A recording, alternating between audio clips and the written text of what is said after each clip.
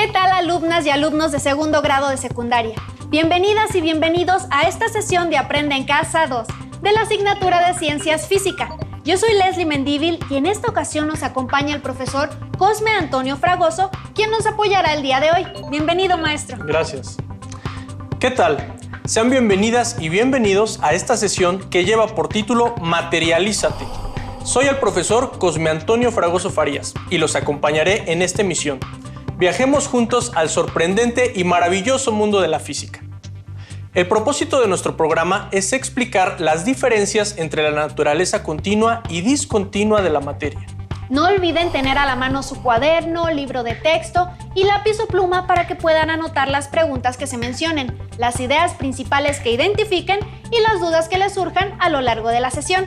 Después podrán consultar su libro de texto u otras fuentes confiables de información con las que pueden profundizar sobre lo que aquí se analice. A continuación, leeré un breve fragmento de un interesante artículo científico de la revista de divulgación ¿Cómo ves?, publicada por la Universidad Nacional Autónoma de México. Pensemos en nuestra percepción de la materia.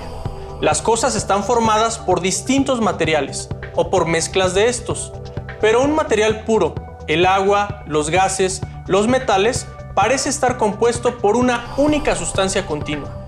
Sin embargo, la investigación científica fue descubriendo que la materia no es, como parece, continua, sino que está formada por partículas que inicialmente se pensaron indivisibles, de ahí su nombre, átomos. Si uno toma una sustancia pura y la va subdividiendo en porciones cada vez más pequeñas, llega un momento en que se tiene una partícula indivisible de ella. Si esta partícula se subdivide, como más tarde se logró al descubrir que los átomos están formados por protones, neutrones y electrones, deja de ser la sustancia original. Aunque algunas de estas partículas, los electrones, resultaron ser realmente fundamentales, posteriormente se descubrió que los protones y neutrones no lo eran tanto, pues a su vez están formadas por otras más pequeñas, los quarks. Las sustancias entonces nunca son continuas, sino granulosas. Están formadas por unidades mínimas de materia. Igual que una fotografía digital está compuesta por píxeles individuales. También la materia viva es granular. Los organismos están formados por sistemas, órganos y tejidos, pero todos ellos están a su vez compuestos por células. La célula es el cuanto, la unidad mínima de lo vivo.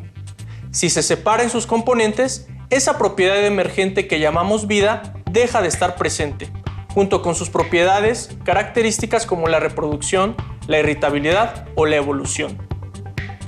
Desde hace más de un siglo, los físicos descubrieron que la radiación electromagnética, que hasta entonces se había manejado como formada por ondas continuas, está también cuantizada, formada por paquetes individuales llamados fotones.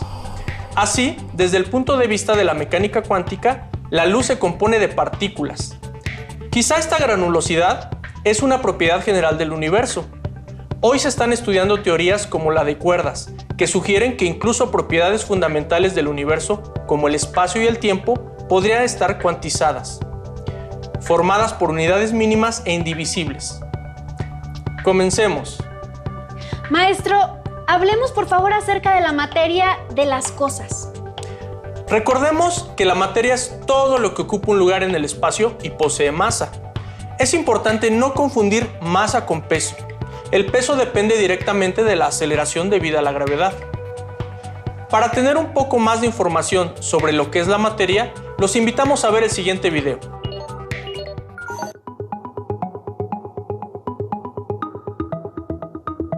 ¿Te has preguntado de qué está hecho todo lo que nos rodea?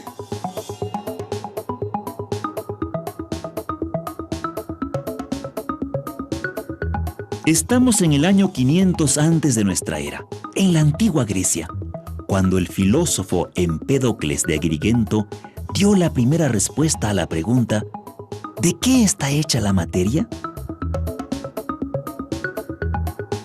Postuló la teoría de los 4 elementos.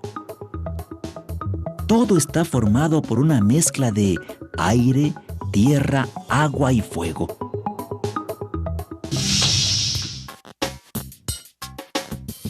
Si vemos un pedazo de papel quemándose, podemos entender por qué Empédocles pensó en los 4 elementos: el aire, el fuego, la tierra representada en las cenizas y el agua.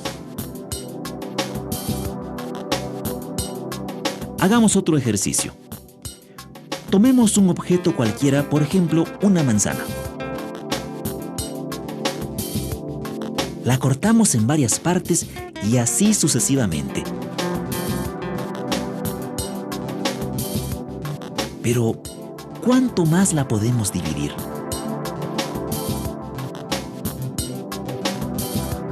¿Existirá una parte que ya no se pueda fragmentar?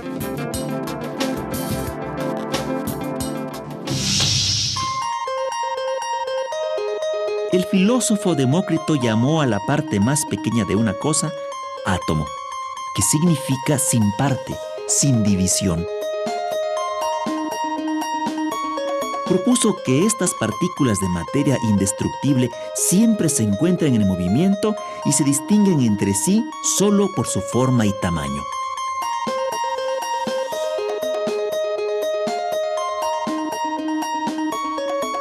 En el siglo III antes de nuestra era, Aristóteles rechazó la propuesta de Demócrito y retomó la idea de los 4 elementos.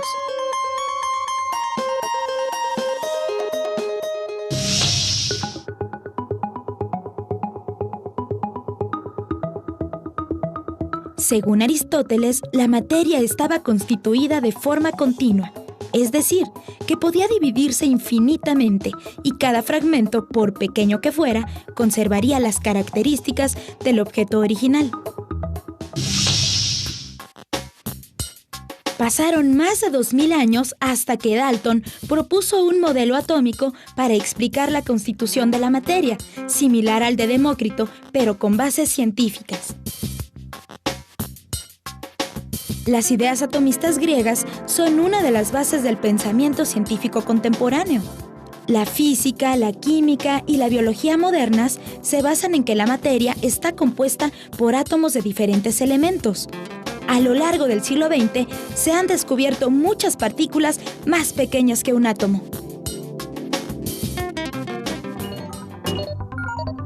Según pudimos observar, a lo largo de la historia, desde filósofos hasta científicos, se han interesado por investigar de qué están hechas las cosas.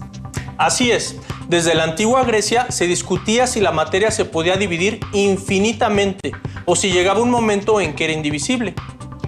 ¿Qué nos puede decir sobre Aristóteles, profesor? Aristóteles pensaba que un pedazo de materia podía dividirse hasta llegar a un pedazo indivisible, es decir, consideraba que la materia era continua. Además, creía que la materia estaba constituida por 5 elementos fundamentales. ¿Te lo sabes? Yo creo que eran aire, agua, tierra y fuego. Falta uno, el éter, que era lo que él asociaba con lo que formaba las estrellas y los planetas. Interesante. ¿Y qué nos puede decir de Demócrito? Demócrito sostenía que un pedazo de materia podía dividirse hasta llegar a un pedazo indivisible, es decir, consideraba que la materia era discontinua. A este pedazo de materia que no puede ser subdividido lo llamó átomo. Dada la influencia que tenía Aristóteles en esa época, tuvieron que pasar más de 20 siglos para que alguien retomara parte de las ideas de Demócrito. Eso es muchísimo tiempo, maestro. ¿Verdad que sí? Algunas revoluciones científicas toman tiempo para trascender. Además, se me hacen muy interesantes estos aspectos sobre la materia. Veamos el siguiente video en el que nos darán información sobre cómo es que encontramos la materia en la naturaleza.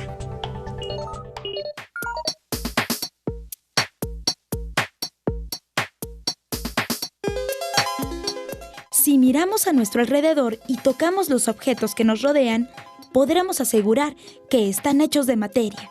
Las casas que habitamos, la ropa con la que nos cubrimos, los objetos que usamos diariamente. Nuestro cuerpo mismo está hecho de materia.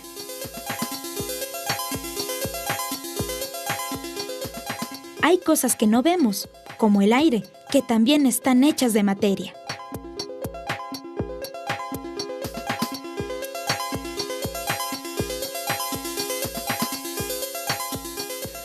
Cuando caminamos por la calle, lo hacemos sobre materia. Los coches, los animales y estos árboles están hechos de materia. Y más acá, el río también está hecho de materia.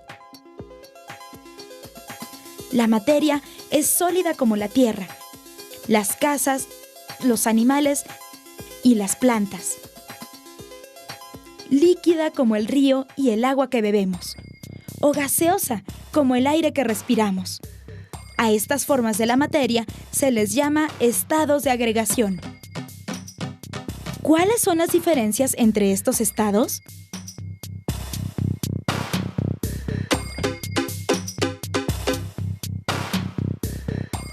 Si tomamos este bote y metemos en él un objeto sólido como esta piedra, no pasa nada. En cambio, si tomamos un líquido y lo metemos a este mismo bote, el líquido toma la forma del recipiente que lo contiene. ¿Y los gases? Si pudiéramos ver dentro de ese tanque de gas, veríamos que el gas ocupa todo el espacio disponible.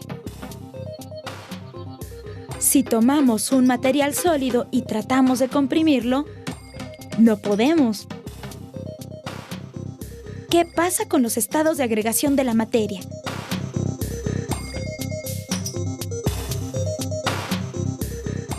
Probemos con esta jeringa para que sea más claro. Si llenamos la jeringa con un líquido y tapamos este lado para que no se salga y luego presionamos, los líquidos no se pueden comprimir. Pero si llenamos la jeringa con un gas,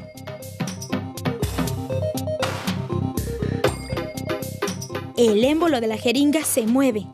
Eso es porque el aire se está comprimiendo, pero llega un momento en que por más que presionemos, ya no se puede comprimir. Así que los gases sí se pueden comprimir. En el universo existe un cuarto estado de agregación de la materia, el plasma. Es como un gas, pero extremadamente caliente y está en condiciones que no ocurren cotidianamente.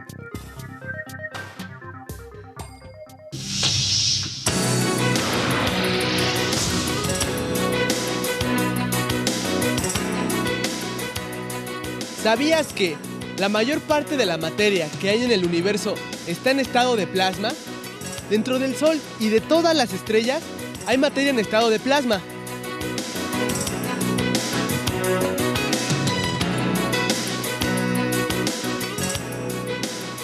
Pero no necesitamos salir de nuestro planeta para encontrar plasma. El plasma se puede producir de manera artificial en un laboratorio.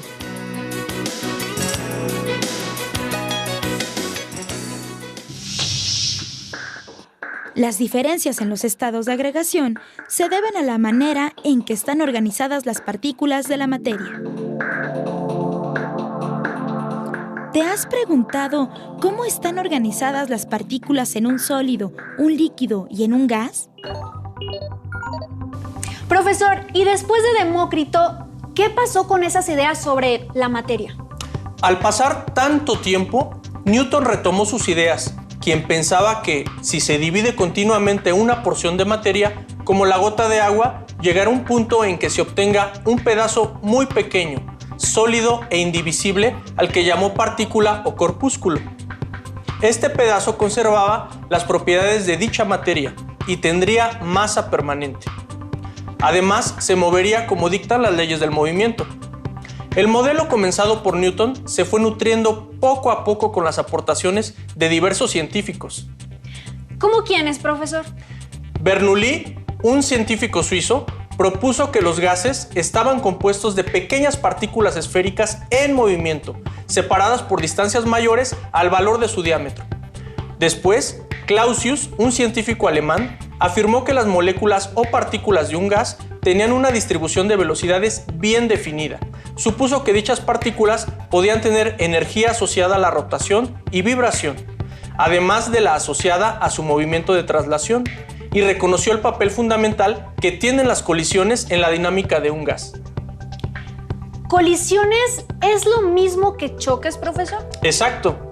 Posteriormente, un científico escocés llamado James Clerk Maxwell describió un gas como un conjunto de un enorme número de partículas, cuyos movimientos estaban definidos a partir de las leyes de Newton. Sin embargo, se percató de que estudiar el movimiento de cada una de esas partículas resultaba imposible desde el punto de vista práctico y experimental, por lo que describió de manera estadística y predictiva su comportamiento. Maestro, creo que estas ideas sobre la naturaleza de la materia parecen no tener fin. Pero nuestro programa sí.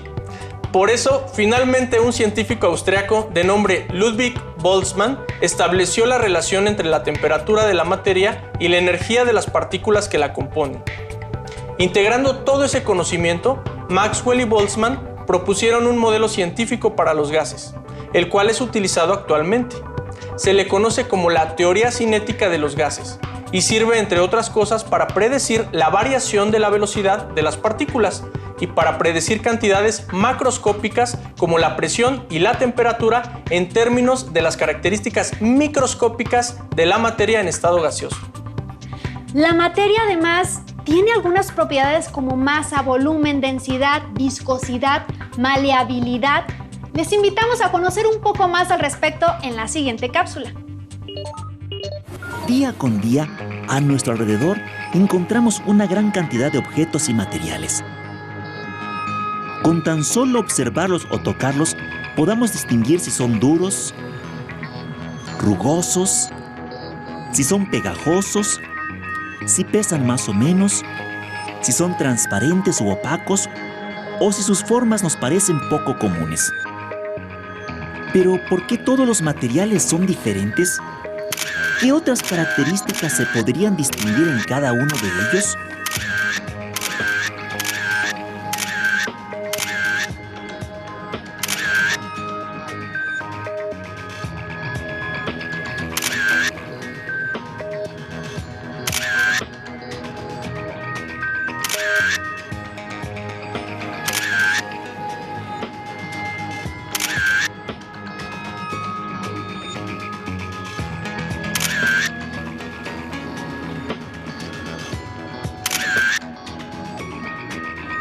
Parece que estos chicos han hecho una gran labor de limpieza.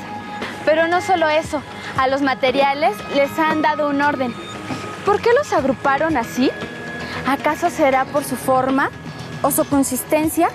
¿O tal vez por su peso? Si observan con atención, fueron agrupados por características que reflejan algunas propiedades de la materia. Todos los objetos a nuestro alrededor están hechos de materia, cuya primera definición es todo aquello que ocupa un lugar en el espacio. La masa es una medida de la cantidad de materia que contiene un objeto. No confundamos la masa con el peso, pues este es la fuerza con la que un objeto es atraído por la Tierra. En cualquier estado, ya sea sólido, líquido o gaseoso, los objetos tienen masa y ocupan un volumen.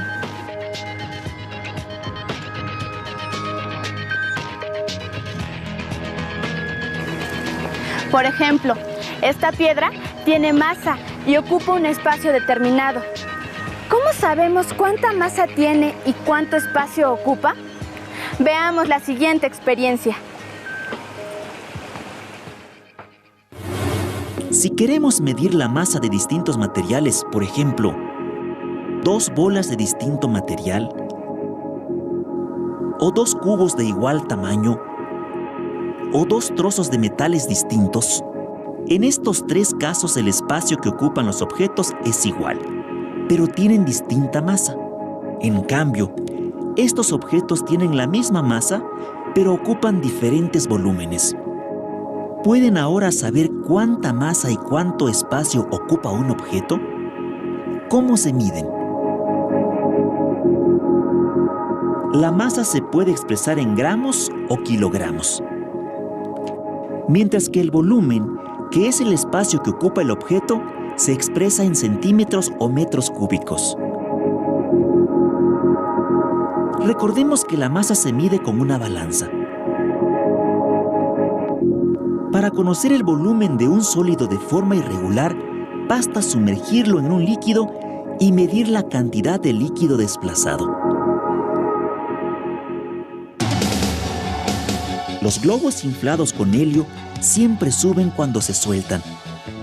¿Qué relación tiene este fenómeno con la masa y el volumen? ¿Por qué ocurre este fenómeno? Porque el gas es más ligero que el aire.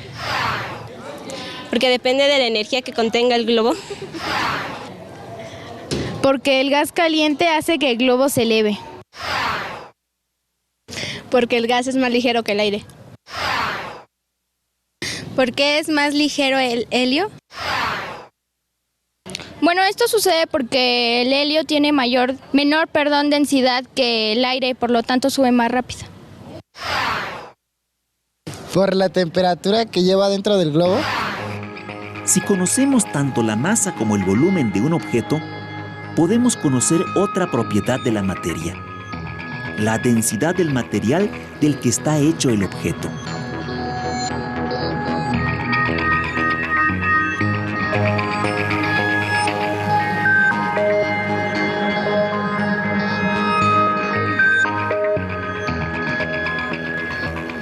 Para conocer la densidad de un material, es necesario medir su masa y el volumen que ocupa el objeto.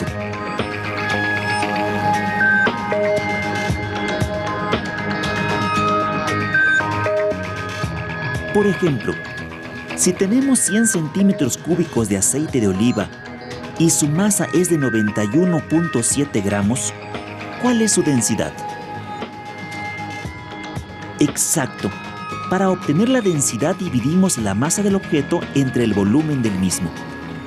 Así obtenemos que la densidad del aceite es de 0.917 gramos por centímetro cúbico. La densidad es una propiedad de la materia que tiene un valor definido para cada sustancia.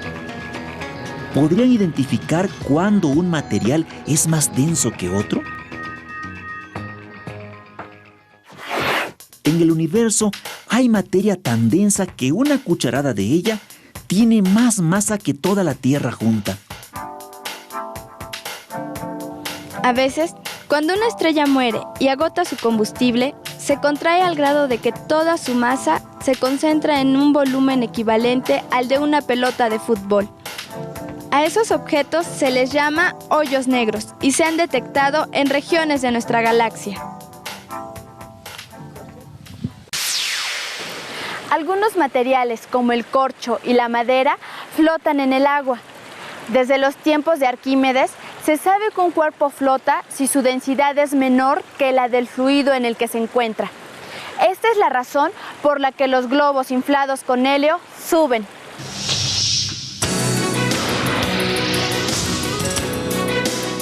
¿Sabías que, si los barcos fueran de metal macizo, se hundirían? Los barcos son construcciones a las que se les deja grandes espacios vacíos en su interior. Ahí albergan aire, lo que hace que la densidad del barco sea menor a la del agua y en consecuencia flote. Gracias a esto, grandes embarcaciones cruzan los océanos llevando personas y objetos.